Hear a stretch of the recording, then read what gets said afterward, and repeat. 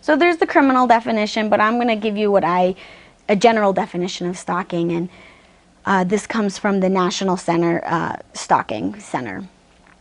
It's repeated unwanted behavior, so it's a pattern of behavior that is unwanted, and it's directed at a specific person, and it's causing that person to feel fear.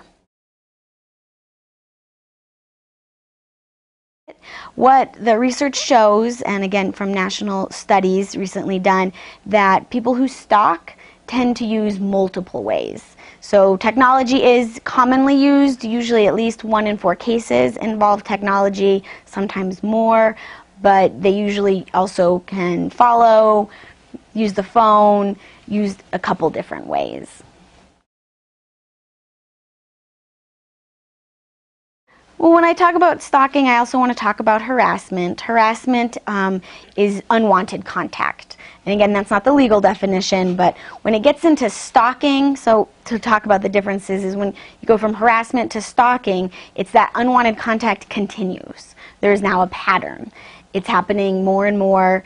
You're starting to feel unsafe. So that's kind of when I feel it's going down this continuum.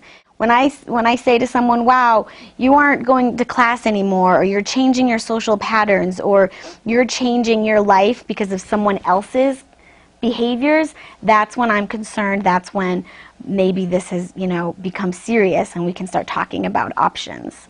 Because you should be able to be a successful student here at CU without having unwanted contact.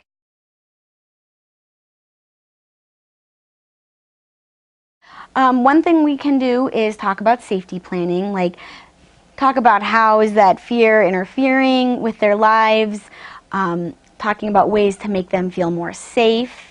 We could talk about reporting options, either to school, to police, to both, if they wanted to.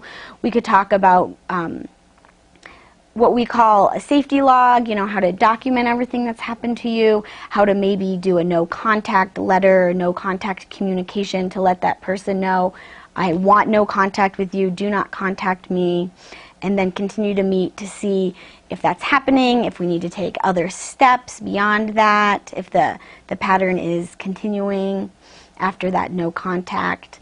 So we can go over those options. We have on our website, cuvictimassistance.com, we have copies of stalking logs, safety planning, tips on what to do to be safe.